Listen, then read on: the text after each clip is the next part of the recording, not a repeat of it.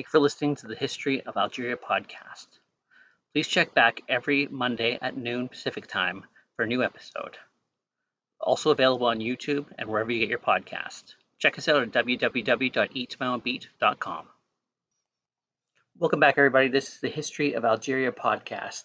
Sorry for the delay in this episode. We had some family emergency come up and it's a bit delayed, but here it is in its entirety. Aterian. The technological character of Aterian has been debated for almost a century, but has until recently eluded definition. Problems defining the industry have revealed its research history and the fact that a number of similarities have been observed between the Algerian and other North African stone tool industries of the same date. Lavallus reduction is widespread across the whole North Africa throughout the Middle Age, and scrapers and denticulates are ambiguous. Bifacial foliates, moreover, represent a huge taxonomic category, and the form of dimensions of such foliates associated with tangled tools is extremely varied. There is also a significant version of the variation of the tangled tools themselves, with various forms representing both different tool types, examples, knives, scrapers, points, and a degree of tool resharpening.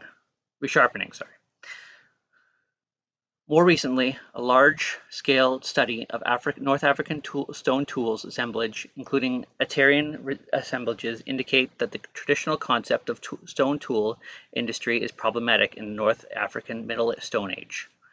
Although the term Aterian defines Middle Stone Age assemblages from North Africa with tangled tools, the concept of the Aterian industry obfuscates other similarities between tangled tool assemblages and other non-Aterian North African assemblages of the same date. For example, bifacial leaf points are found widely across North Africa in assemblages that lack tanged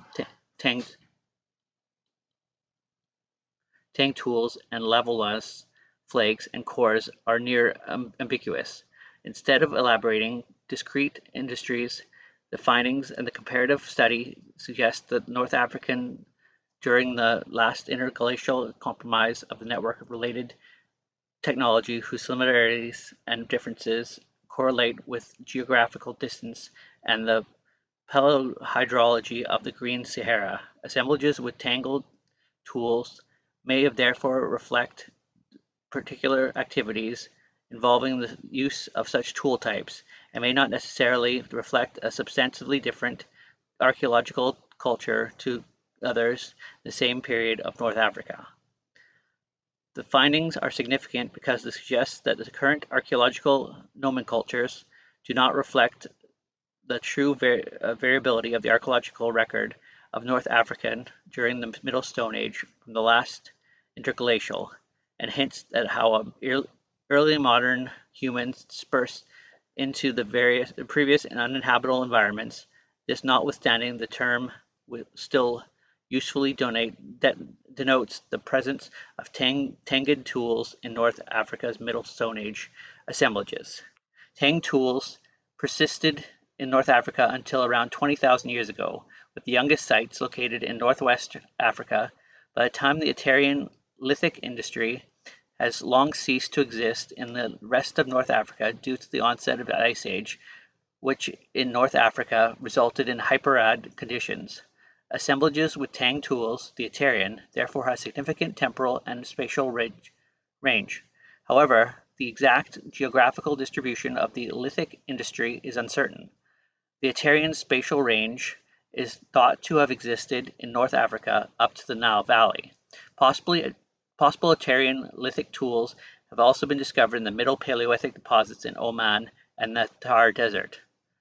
Most engraved Bubbaline rock art appears in the northern region of Tassili at Wadi Dejrat, Lavallus. Instruments in this area may indicate Bubbaline rock at the development by the Aterians.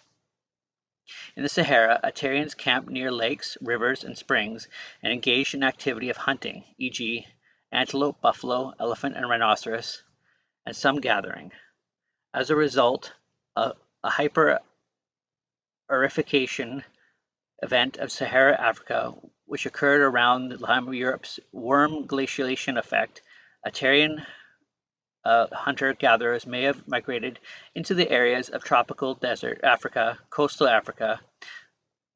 More specifically, the aridification in MIS5, a region change in the climate of MSI4, and the Sahara and the Sahel. Aterians may have migrated southward into Western Africa, Bay de l'Hiver, Mauritania, Timaeus, Senegal, Lower Senegal River Valley.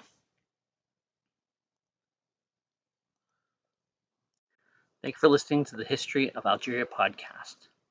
Please check back every Monday at noon Pacific time for a new episode. Also available on YouTube and wherever you get your podcast. Check us out at www.eatsmyobeat.com.